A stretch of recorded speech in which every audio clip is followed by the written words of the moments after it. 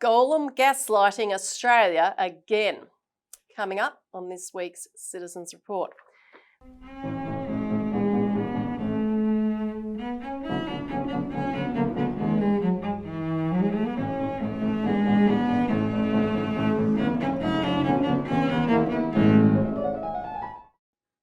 Welcome to the Citizens Report for the 13th of November 2025. I'm Elisa Barwick. Joining me today is Citizens Party Chairman Robert Barwick. Welcome, Robbie. Thanks, Lisa. On this week's show, we're going to be talking about the latest warnings from the head of ASIO, Mike Burgess, regarding foreign actors assassinating people on Australian soil and Chinese... But not the obvious ones. Yeah, and Chinese cyber attacks on our critical infrastructure, supposedly. And we've also got some updates Be on... afraid. Well, they want us to be afraid. But we'll also give you some updates on the outrage against the shutting down of Australian communities through the closure of post offices and banks. MPs are starting to speak out about that, but we'll also discuss the corrupt political infrastructure that is preventing and blocking actual action on that. Even though these MPs are speaking out, nothing's happening. So stay tuned for all of today's show. Now, you can help us circulate these ideas by hitting the like button, making a comment below, sharing on social media. Do subscribe if you're not already a subscriber, and ring the notification bell for updates. Yeah, and please make those comments. The feedback is very valuable. Try and engage as much as I can. Yes. Please consider donating to the party and joining as a member, and you can find those links below. Okay, updates today. Now, just before we begin, Elisa, I do think for the benefit of long-term viewers, we should mention we're fiddling around with the format of the show a bit here, because we often try and cram in 2 features in the amount of time we've got, and then sometimes you feel a bit rushed. Though we don't want to do an hour-long show every week, but anyway, we always have these big intentions, and that often we don't achieve our goals. But anyway, so what we're trying to do now is actually do some a number of updates on different subjects that we cover, and then we'll do one main feature per week. So this main feature is going to be on Gollum gaslighting Australia, but we'll go through the updates now. Yes.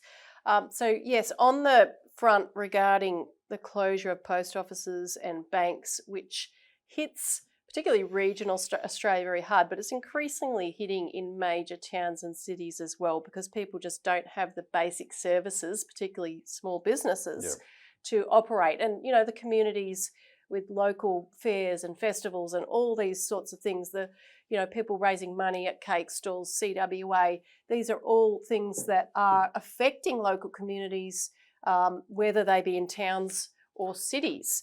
So just some updates on that. Regarding the bank closures, there was a good report on ABC Radio about the west coast of Tasmania, and of course our long-term viewers will know that the Queenstown branch of Bendigo, the last bank in town for Queenstown, and the entire west coast of Tasmania closed recently, and there's been some attention coming on that subject from a number of sources, and the latest ABC Radio report reported that Rosebery ATM, this is another town on the west coast. One of the 3 towns, Queenstown, Zeehan and Rosebery. And there were previous reports about the Queenstown, the town itself running out of cash, not just the ATMs, but everyone. The post office was asking people to please come in and spend cash in the morning so they would, restock the tills.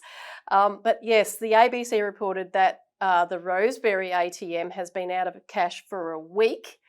They interviewed the West Coast Wilderness Railway manager Ian Robertson, who said that across the West Coast, quote, people can't even get access to their own money, unquote. And that's a big, big thing. And it's striking people in that way more and more, that suddenly they can't even access their own bank account. They can't spend money. They can't do things they want to do. And of course, this is in against a backdrop where the banks are pushing to phase out cash altogether, and the actions of the federal government are going to reinforce that through their cash mandate regulation, which is supposed to mandate cash, but which actually will give businesses that don't have access to cash a special dispensation to not stock cash. And I'll just note too that one of the things that this ABC report mentioned, and we can put up, because I found the website they were referring to, even the local tourism website now warns people don't come to the west coast of Tassie without cash, because they said, even though you can use digital payments, sometimes connections are unavailable, quite a lot, and our cash can run out quickly.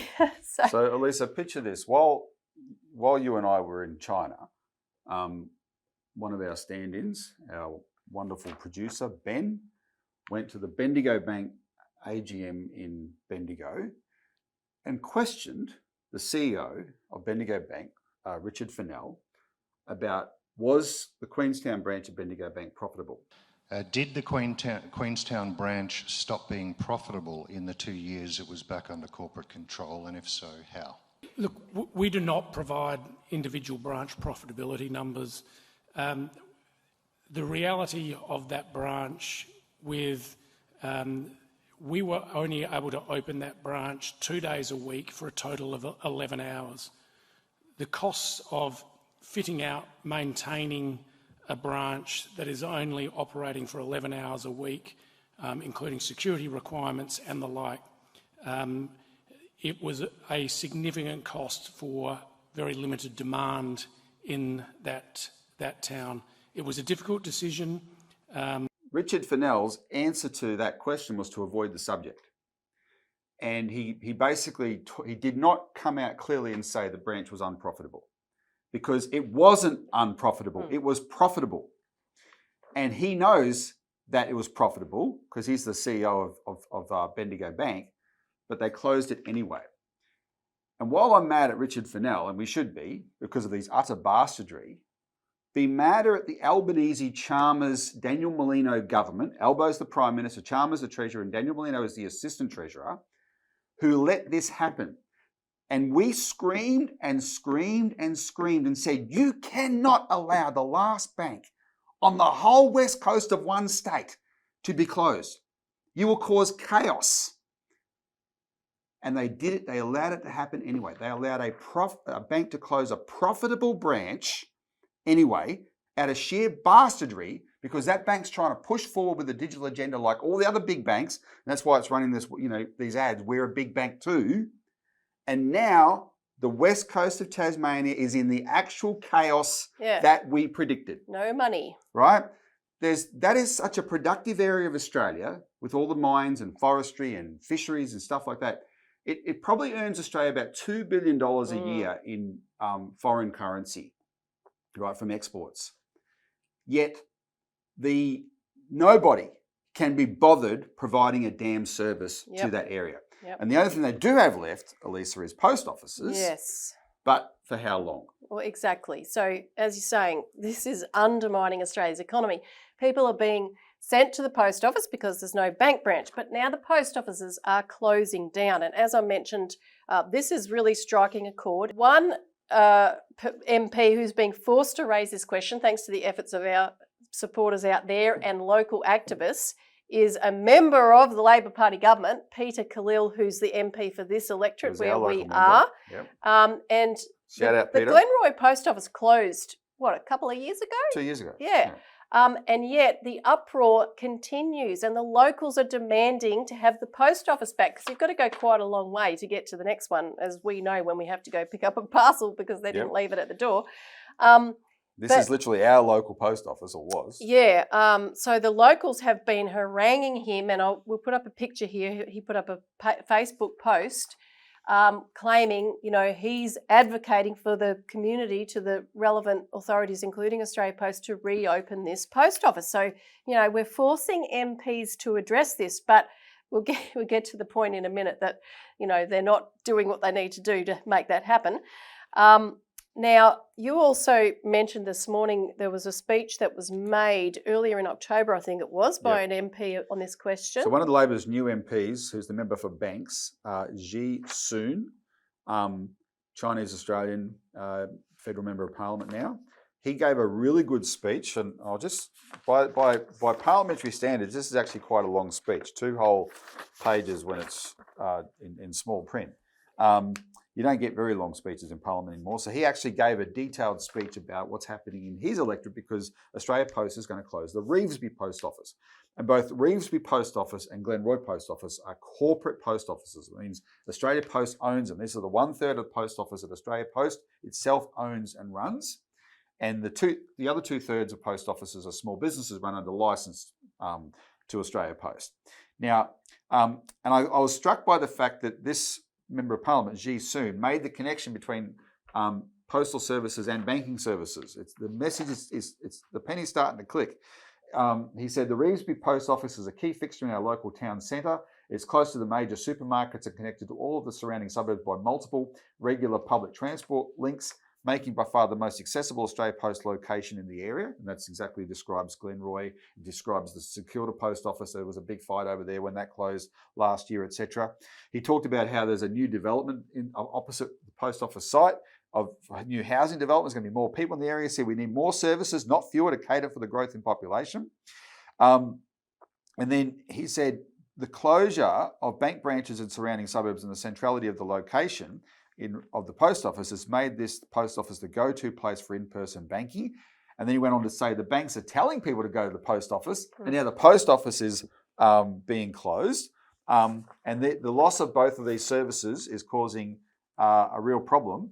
But as the post office closed, there is no viable alternative for in-person banking services for many in our town centres and high streets. He emphasised the fact that there's so many categories that come under what you call vulnerable customers in different ways, just because it's not, the ease of banking is a bit of a challenge to them. So these are the elderly, the disabled, the Indigenous, immigrants, etc. Right? And everyone needs everyone needs a bank account. And one of my arguments, as you would have heard many times, before the digital age, banking, and come at me if you disagree, but if you're old enough, you'll know what I'm talking about. Banking was a 100% certain activity. You went into that branch, you did what you needed to do, and everything about it was certain. And you walked out of there and it was done. It was all certain. You were not at risk. In the very odd time, unless someone came in and robbed the bank while you were there, right? And that did happen once upon a time, and it probably still happens very occasionally now, but you were not at risk. It was 100% certain activity. For these vulnerable customers now, Elisa, if being forced to bank online digitally, it is an uncertain activity. They're scared to death by it. And that's why they deserve the certainty of face-to-face banking. And that's what we're trying to address here in Australia. So he raised all this. And then he also talked about how the fact that this is one line. He said, organisations like banks and the post office should recognise that the level of frustration in the community with the industry is palpable, right? So it's getting through. They're starting to get it. But he's a Labor Member of Parliament, as is Peter Khalil. Yeah. And what does he say next? He says, while there isn't a single clear solution to this issue, I think a good place to start would be encouraging organisations like our banks and Australia Post to consider their role in the communities they serve and their social licence. But hang on, Ji Soon, there is a single clear solution to this issue. Peter Khalil, who I've talked to many times, knows there is a single clear solution to this issue. And can I tell them, because both of them open themselves up for attack by making these posts, because everyone says, well, hang on, you're the government. You own the post office. And then the excuse was, no, the post office operates independently. No. There is no business in the world that is independent of its shareholders. We have been screwed by neoliberals for 40 years saying, oh no, shareholders' interests come first. Any corporation must serve its shareholders. Well, guess what, buddy? Australia Post has one shareholder, and it's the Australian government. Yep. It's got two people who represent those shares, and that is the Finance Minister, Katie Gallagher, and the Communications Minister, Anika Wells. They are in charge, and they have sat on their hands while this problem has happened. But they know there's a solution. There is a single solution. Combine the two together. Take on their banking associations, bring back a government bank, open up in all post offices straight away across Australia. Problem solved.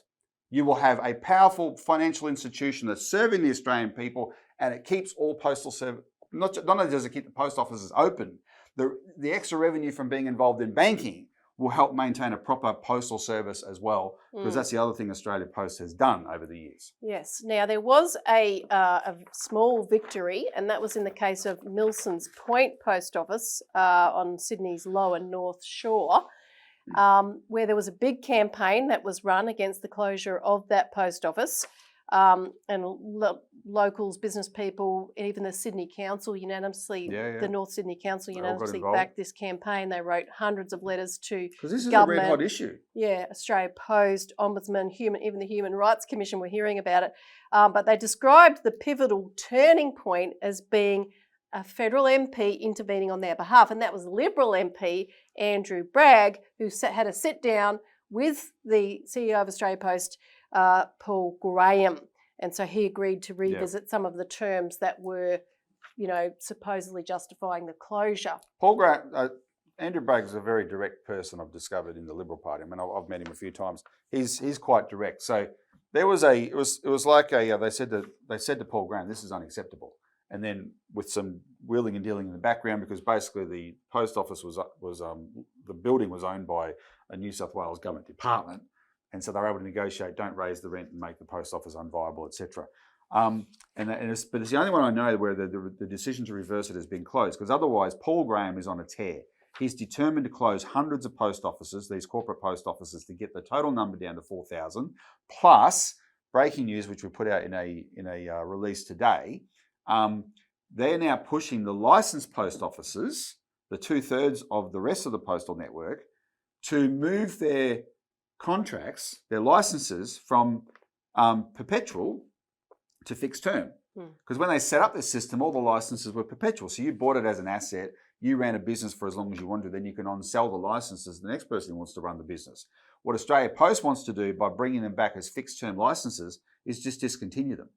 And what they are doing is and this is really pernicious, they're on an agenda around Australia to close actual functional post offices, which when we go in, it's a shop that provides lots of services, and replace them with glorified parcel lockers. Because these Woolworths, Subway and McDonald's executives who are now in charge of Australia Post, their remit is you must run Australia Post commercially. That's what they're told.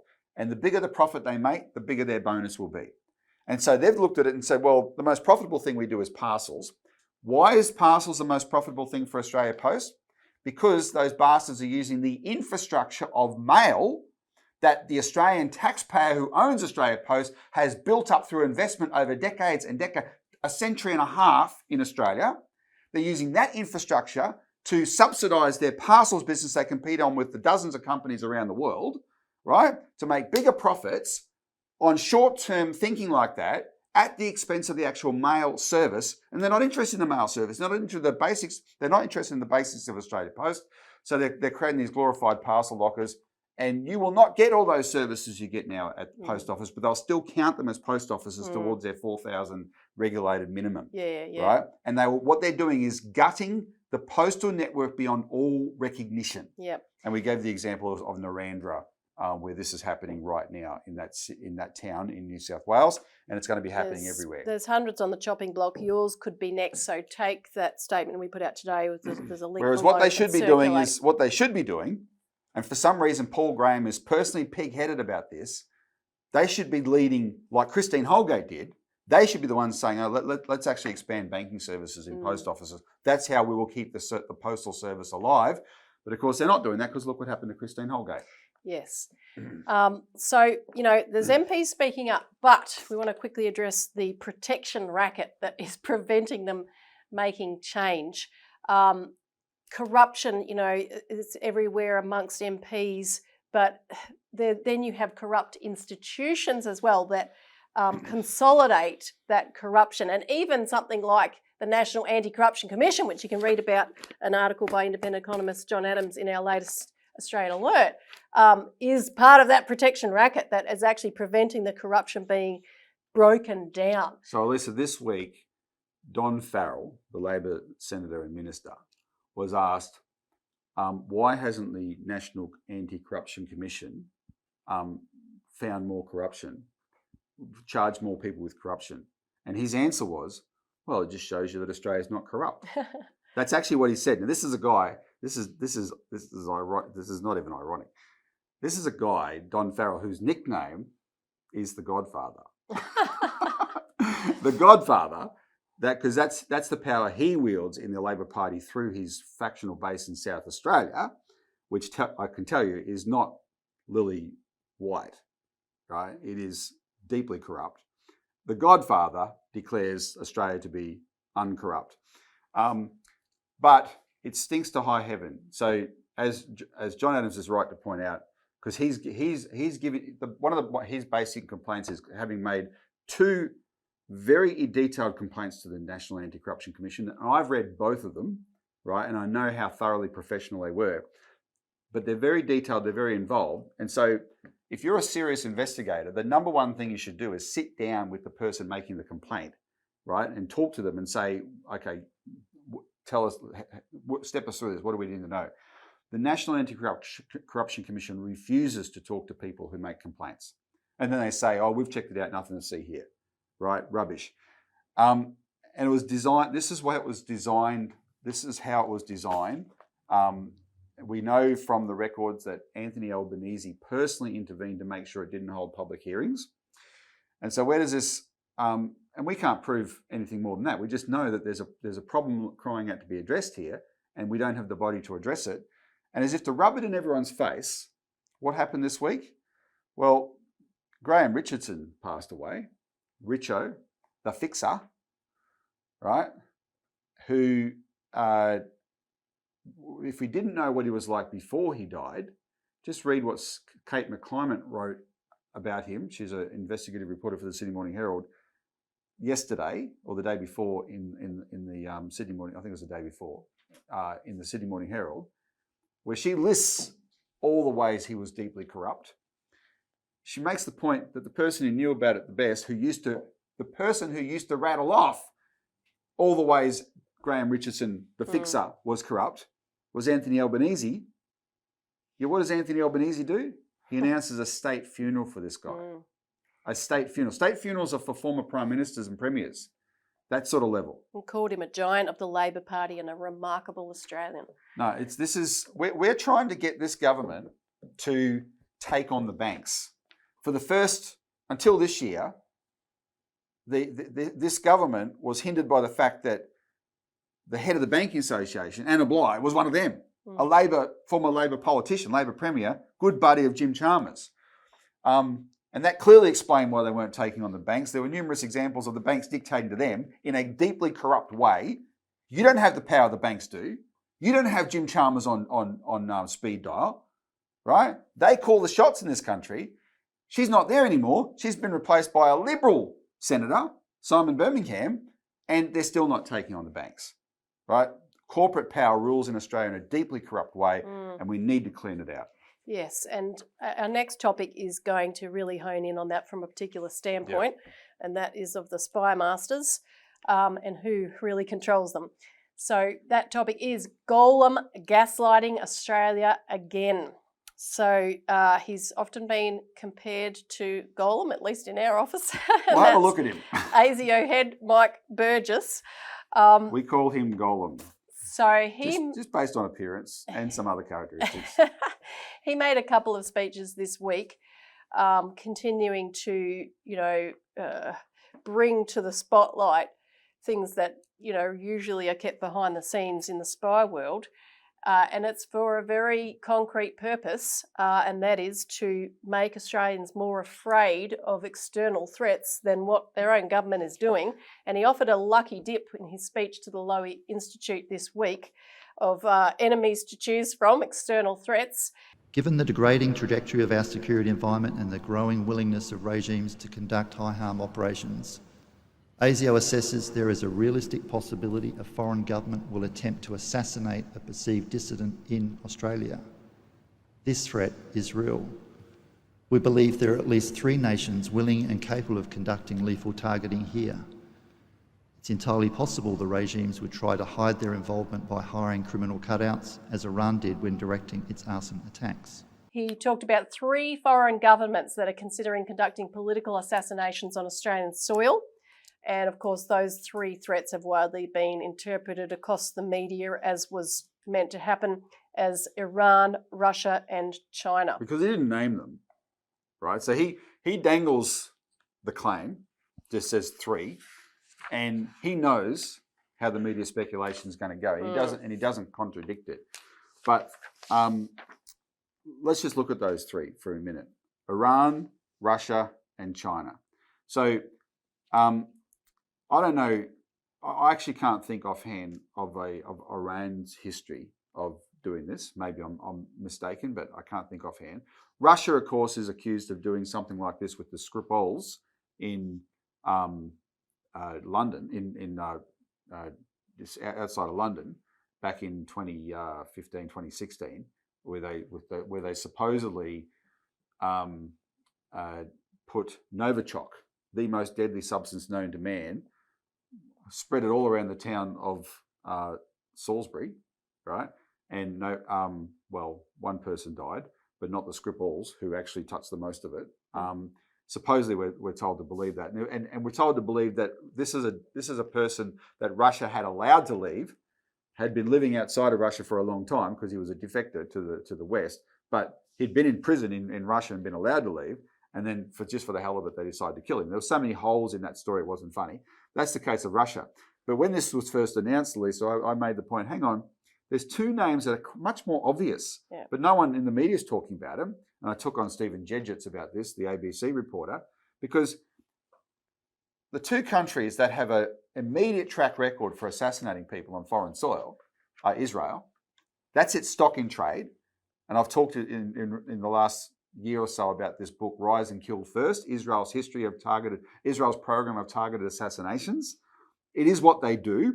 Notoriously in 2010, they did it in UAE, in Dubai, using Australian passports. The Israeli assassins who killed the guy in Dubai were using Australian passports to do it. And when Kevin Rudd, the Prime Minister at the time, complained about that, then the Israel lobby in Australia gave him a total what for daring to even complain about it. And in Rudd's own book, he basically described that he was threatened by the Israeli lobby for even complaining about it. That's Israel. It's very well known. This is what they do. They're the best in the world at it, or the worst in the world at it, as you like. And the other one is India. India is recently caused rage in Canada because Indian secret intelligence people assassinated a dissident in Canada. But what does the Australian media do? No, they just go to the approved list: Russia, Iran, China. And why China? I don't know of any record of China doing this ever, but China's always on the list. Yes. Now, Burgess added to this threat, the image of this threat, when he addressed a ASIC business forum in Melbourne yesterday, on Wednesday. He said, imagine the implications if a nation state took down all the telecommunications networks, or turned off the power during a heatwave, or polluted our drinking water, or crippled our financial system.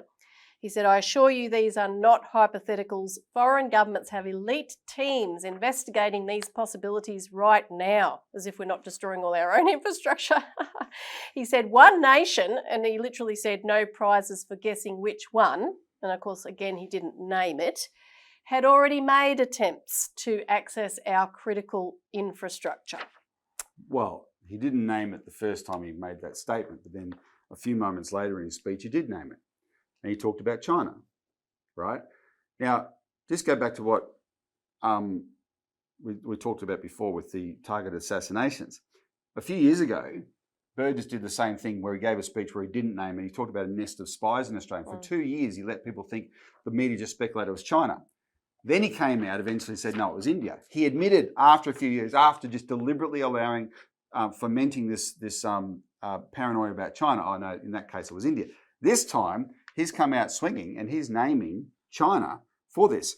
But when I saw what he was prepared to say, if a nation state took down all the telecommunications networks, or turned off the power during a heatwave, or polluted our drinking water, or crippled our financial system, that's why we're calling this gaslighting. There is nothing. What interest is it for China to do those things to Australia. What does it get out of this? They are trying to, gaslighting is where you're deliberately made to feel paranoid and afraid, right? So you don't leave the house. Or there's a really good M. Night Shyamalan movie, which I think is the best metaphor for geopolitics in the Western world, called The Village, where the adults make the children, bring them up. It's a cult, it's a commune. And these are people who escaped from the real world and set up this commune. And it looks like they live in the 17th century, right? And there's monsters outside the perimeter. And the children are always afraid of these monsters. And it's so they never, ever, ever leave the village. Because when they do, they discover there is no monsters. They're living in a fenced off forested area right in the middle of a big city, right? A modern city. And the monsters are the adults. The adults are doing this themselves. This guy, he has broken the mold. Gollum has broken the mold of ASIO directors. Not that they're ever that good, because I want to quote one in a minute. No. But he's broken the mold of ASIO directors to become this hyper self-publicist, right? Spruiking ASIO is there to protect us all. But I'm telling you now, we just came back from 20 days in China. We met lots of people, including Chinese government officials in local cities we went to, etc. The idea that they're lying in wait, trying to destroy our country like this, that our spy agency is protecting us from such evil people is so ridiculous. It is so. There's nothing in it for China to think that way. They have no interest in doing that. They like their infrastructure working, and they appreciate it when other countries' infrastructure works. What's it got to do with them? But this is the worst. We're back in the period of the worst form of Cold War propaganda. And part of it is ASIO has ramped this up just as the Australian government has actually succeeded in stabilising the relationship with our biggest and best trading partner. This is ASIO trying to undo that. And when ASIO is doing that, Elisa, it's not working for the Australian people. It's working for Five Eyes. It's international partners, especially the CIA and MI6, who do want this kind of conflict. Yes. And so the Chinese Foreign Ministry immediately responded to this, saying this is, because they would have been asked in a press conference, but they said, look, these are irresponsible remarks and false narratives. And following to your point, Paul Keating had some choice words about Mike Burgess and the way our intelligence agencies operate. In March 2024, he called Burgess the resident conjurer. In other words, making things up out of nothing. And he basically said that whenever politicians start rattling the China can, it's usually preceded by these types of remarks that we've just seen from the spy masters. And he did insinuate effectively that Burgess and others are feeding leaks to the major press on this issue to destabilise, as you said, the efforts to stabilise the Australia-China relationship. He said these people display utter contempt for the so-called stabilisation process that the Prime Minister has decided upon and has progressed with China, and will do anything to destabilise any meaningful rapprochement. Burgess runs the primary goon show, while Shearer, the Director General of Office of National Intelligence, Andrew Shearer, does all in his power to encourage Australia into becoming the 51st state of the United States. And when Burgess gave this speech at the Lowy Institute talking about these targeted assassinations, he began by acknowledging the presence of Andrew Shearer in the room, his double act, as Keating identified it. Now, Elisa, we're going to talk about the Whitlam dismissal in a minute, because this is where Keating gets his experience from. Yeah. Keating was in the Whitlam government and saw what the intelligence agencies did then to bring down the Whitlam government. Before we do, I do want to play just a quick clip, because a few years ago on Sky News, Chris Kenny interviewed Dennis Richardson, who was himself the former director of ASIO back in the day. He was also the head of DFAT. He was Australia's ambassador to Washington. There's been, in Australia's national security community, there's been no one of a higher rank than Dennis Richardson, or more experience. And he came on to take on the crazies like Andrew Hastie and James Patterson in Parliament at the time, who were throwing around wild accusations against anyone who weren't buying. This is like 4 years ago, I think. We'll put the date up there. Who weren't buying into their extremist China-hating, China fear-mongering stuff. Now, Dennis Richardson is no friend of China. He's no China stooge. But there's this one little revealing thing where even Chris Kenny, this is the only non-propagandistic thing Chris Kenny's ever done in his life. Chris Kenny asked a leading question, and Richardson was able to answer it. And I'm not going to preface it. Just have a look at the leading question and the answer, and then we'll make a bit of a comment. Let's go down to Melbourne now and catch up with a man who used to head ASIO, used to head the Department of Foreign Affairs, the Defence Department, and also he was our ambassador in Washington. Dennis Richardson joins us again. Good to talk to you, Dennis. Oh, hi there, Chris. And how proactive is Australia in the cyber attack and cyber defence area? Well, you've only got to read the public mission statement on the Australian Signals Directorate's website, which states that the mission is to reveal their secrets and protect our own. The theirs being whoever we go after. Yeah, it's pretty obvious, but some people seem to think it's all one way, I would have thought. So that's the contrast, Elisa, to Burgess. Because Burgess is talking about, cyber attacks on Australia. Just like Scott Morrison was ranting and raving 4 or 5 years ago about China being behind cyber attacks on Australia. As Richardson pointed out, at the time, that's what they were responding to. But at the time, Morrison hadn't actually named China, but they were talking about China being the likely perpetrator. And what never is acknowledged is our side does the same thing. We are in there committing cyber attacks on them and their critical infrastructure. As he said, it's on their own. So here's the front page. Let's just bring up the front page of ASIO's, of the Australian Signals Directorate website. So he's talking about something deeper on the website, but just on the front page, look at the word I've highlighted there, that ASD admits it does offensive cyber activities. Offensive means we're over there rooting around in their infrastructure, in their online infrastructure, doing the very thing that we're screaming that how dare they do that to us.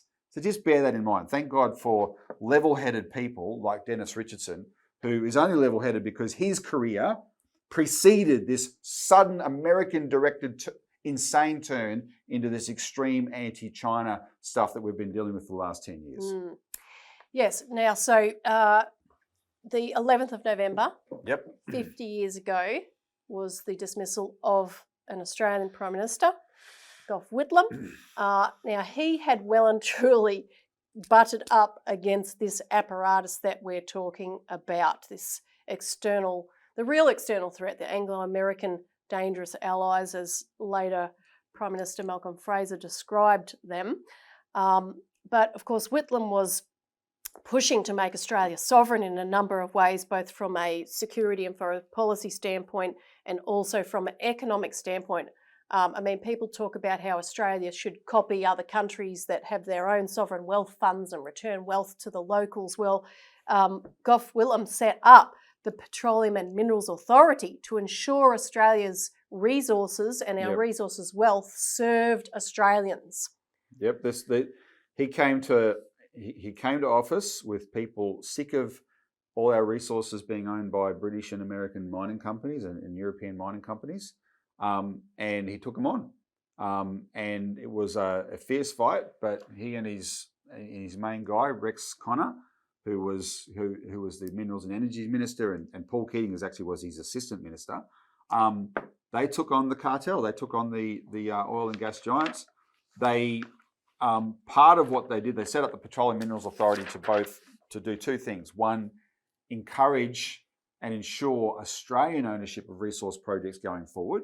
So they didn't set out to take away from the existing owners their projects, right? It wasn't a nationalisation thing. It was to make sure that all future projects were Australian owned, not foreign owned. So they set out to do that, and also to create their own oil and gas company, or oil and mining company, right? So that the government had its own company that could go and exploit the oil or mine something that even the private sector didn't want to do, to keep prices cheap for Australia and make sure this was our wealth.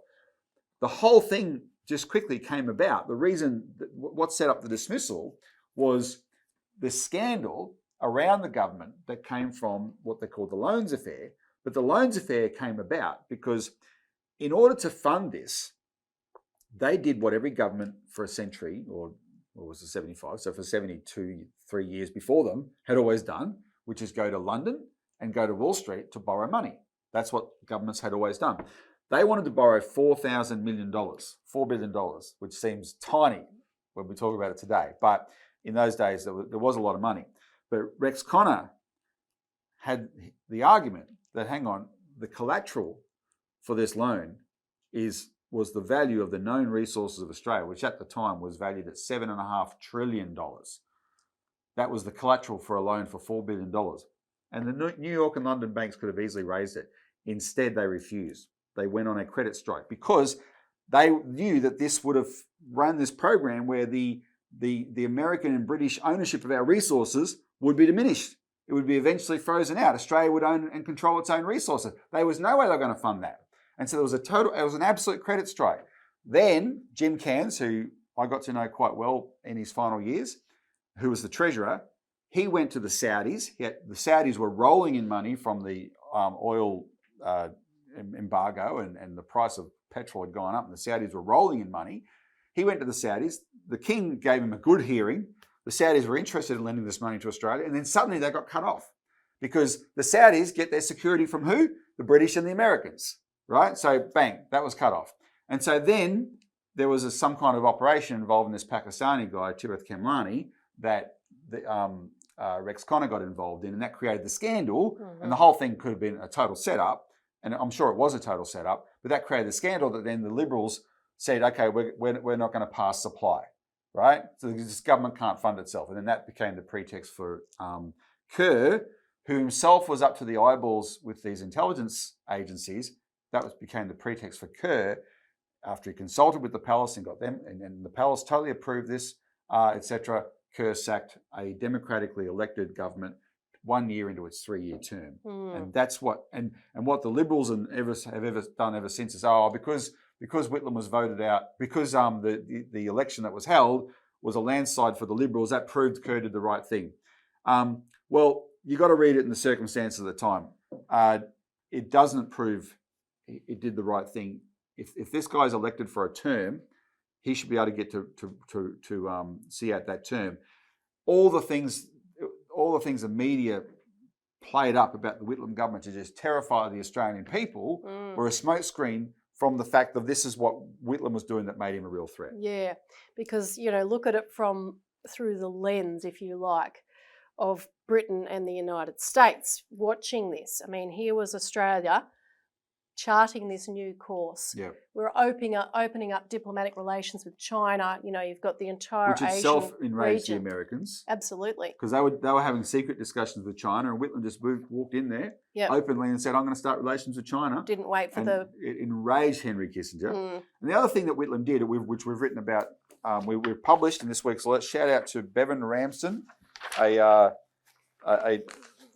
gentleman in his 90s who's a 70-year veteran of the peace movement in Australia. He's written an excellent feature that we published in the Almanac of the Alert called "The Role of the United States in the Dismissal of the Whitlam Government," and it focuses on Pine Gap and how Pine Gap is all important to the Americans because the world is round like a ball.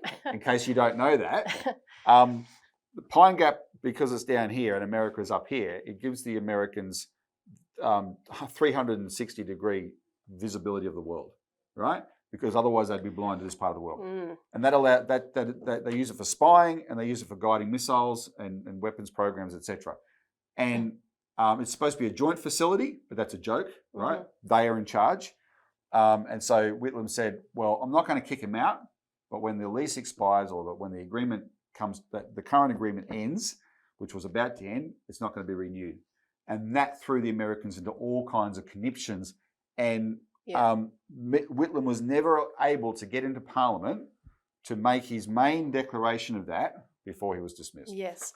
And so there's certainly a lot more that could be fleshed out on the bones of this, but I wanted to give a brief timeline of how Whitlam butted up against the spy chiefs and the actions that he took, because it's quite revealing of what he knew he had to take on Yep. to achieve Australian sovereignty, even on a basic economic level of Australia being allowed to progress as a nation and build our own wealth for our own benefit. So the very day after his election, Whitlam insisted that his staff not be vetted or harassed by ASIO. Yep.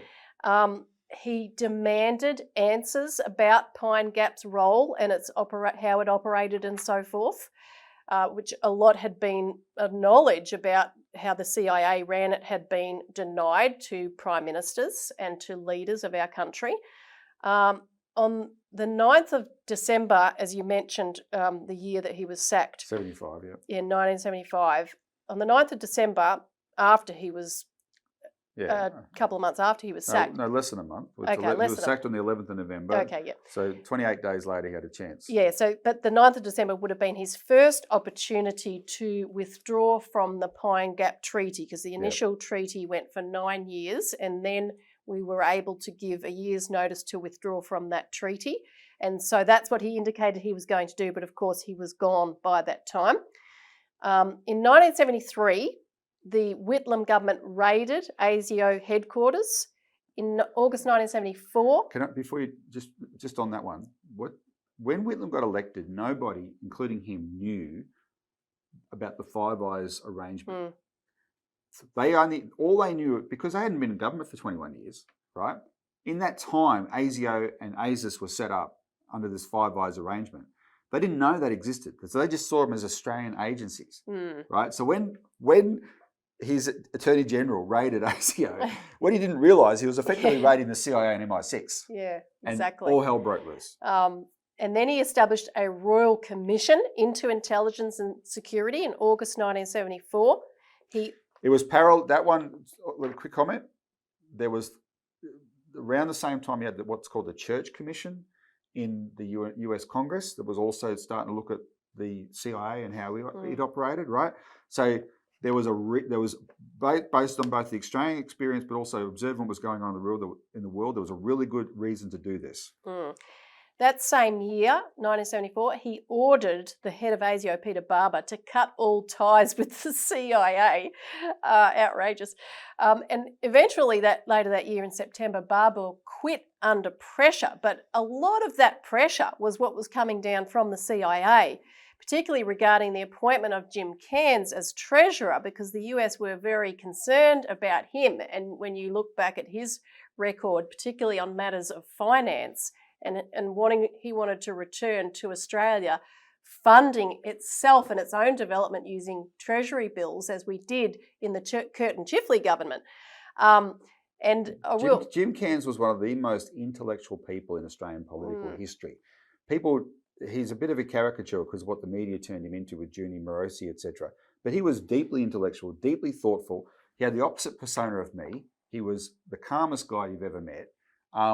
But he led, because of what the kids now would call aura, I hate that, anyway, whatever, because of his real leadership qualities, he led the Vietnam War moratorium marches. This middle-aged guy led these students, hundreds of thousands of them, sitting silently on the streets of Melbourne, filling up all the streets, right, which helped to trigger the end of Australia pulling out, the Whitlam government, Australia leaving the, getting out of the Vietnam War, etc. He did all that. He was a serious threat by virtue of his genuine leadership, and the Americans hated him. Yeah, and ASIO had a massive dossier on him, which John Menadue, who was in the Department of Prime Minister and Cabinet at the time, and he's just written an excellent series of articles on the dismissal, which you can find at Pearls and Irritations, noted that dossier was leaked to the Bulletin in 1974. And in 1983, Brian Toohey, the veteran journalist, published extracts from classified ASIO documents in an article which he called How ASIO Betrayed Australia to the Americans, showing how ASIO was gathering information about Australian politicians to inform the CIA. In October 1975, so just before he was sacked, Whitlam sacked the head of ASIS, Bill Robinson, over activities with the CIA in East Timor, trying to precipitate a coup. So, that that's the short version of what Whitlam came up against, and shows his determination to break this apparatus we were fighting. He made the right enemies morally, but he made the wrong enemies for survival as an Australian politician. Yeah. Because this is where real power, the core problem with these intelligence agencies, Elisa, there's always been intelligence agencies attached to, like, the military has always had an intelligence function. That makes sense. Police have always had their own form of an intelligence function, because you've got to, find ways to, be one step ahead of the organised criminals. But until World War II, countries like Australia did not have standalone domestic intelligence surveillance organisations. And because we set them up, we created, when Ben Chifley was first told we need this, he said, I'm not interested. We're not going to have a secret police in this country. Yep. But then they pulled off a trick, a ruse to convince him to actually approve of it. And then once Menzies replaced Chifley that year, then this thing became totally entrenched. Yeah. But it's anti-democratic. It's outside. No one in Parliament, I can tell you, with the possible exception of Andrew Wilkie, who used to work in an intelligence agency, would ever dare question the intelligence agencies. And so this Gollum, Burgess, can get up there and say what he likes, and all the politicians and all the media just lap it up. And you need people like, thank God for John Menadue and Pearls and Irritations. So John Menadue was the head of Department of Prime Minister and Cabinet under both Whitlam and Fraser, who replaced him. But his Pearls and Irritations blog now online, look it up, Pearls and Irritations, he gets all these veterans like him who aren't afraid to call this stuff out, who do see it for what it is because they saw the way this power was abused in their day, and it's even more abused now. And that's at least one vocal organ in Australia for doing that, as we try and be as well. Yeah. So people stop allowing themselves to be gaslighted that with a million false claims that eventually, when they say, oh, we've got to go to war on China, we'll just assume it's true. And 5 seconds later, we're dead because any war on China, mate, we're not going to win. And this discussion just shows how disingenuous was the speech that Anthony Albanese made on the Whitlam anniversary of the dismissal, because while he would like to claim the mantle of everything that Whitlam did, he did not take touch on any of this. He made it as if the dismissal was personal because the Liberals are born to rule and they didn't like the Labor government, and so they ambushed him. No, Albo. He took on the Anglo-American power that Australia is subservient to. And how do we know? What? Don't take our word for it. How can we be so totally sure Australia is subservient to that power and always has been? Because the guy who helped to roll him, Malcolm Fraser, who replaced him, said it himself in 2014 when he wrote his book, Dangerous Allies. And by that time, Fraser had gone through quite a shift in his thinking, informed by his own experience. And funnily enough, it was not as big a shift as you might think, because he actually admitted later he admired a lot of what Whitlam was trying to do. And when he got elected and became the Prime Minister for 8 years, he tried his best to assert independence from the Americans and the British. But as he writes in his book, this is all-encompassing. This subservience we have to them. We are not an independent country because of that relationship.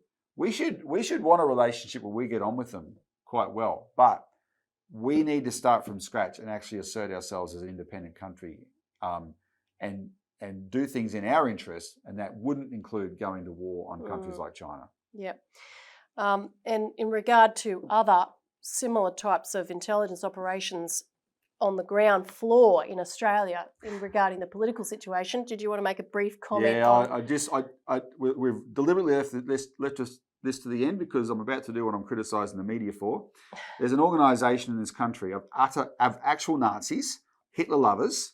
You would have seen them on the news. They're called the National Socialist Network. For some reason, while a party like ours works our butt off for the people of Australia in actually taking up fights that mean something to their daily lives, and we are begging for scraps of media coverage, these boys in their tight black clothes, who seem rather confused about the world, these boys can command media coverage on tap.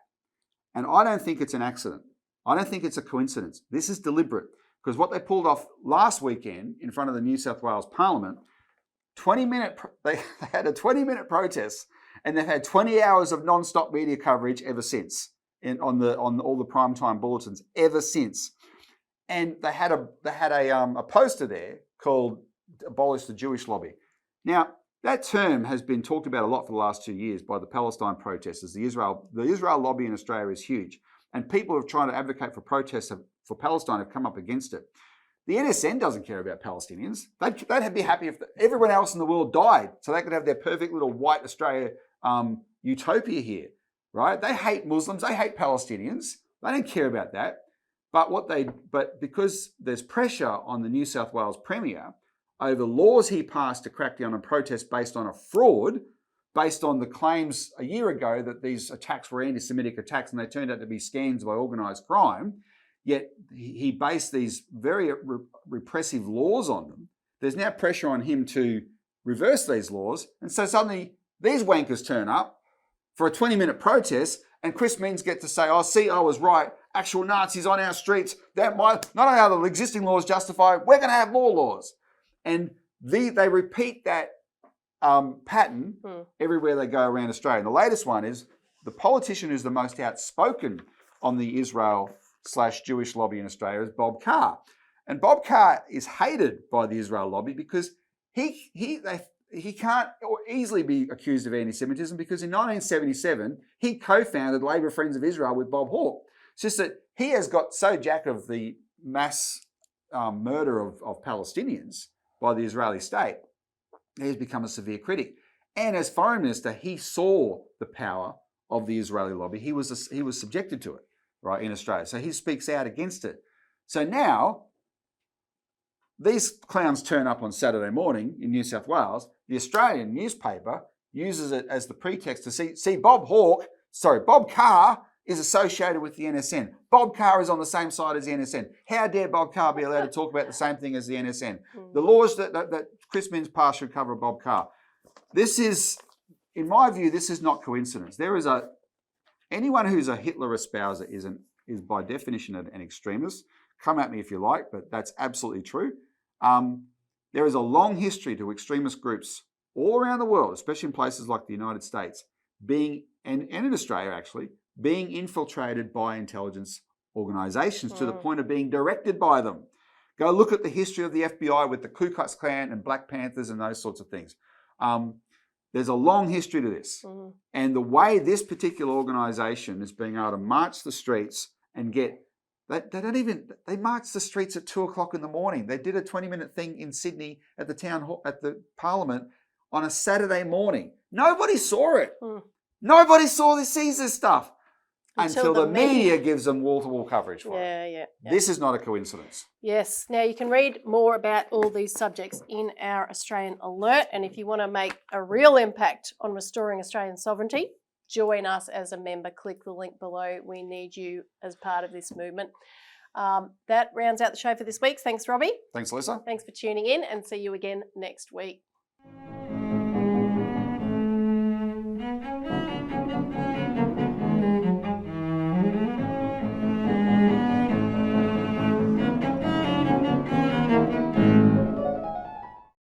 Authorised by Robert Barwick, Citizens Party, Melbourne.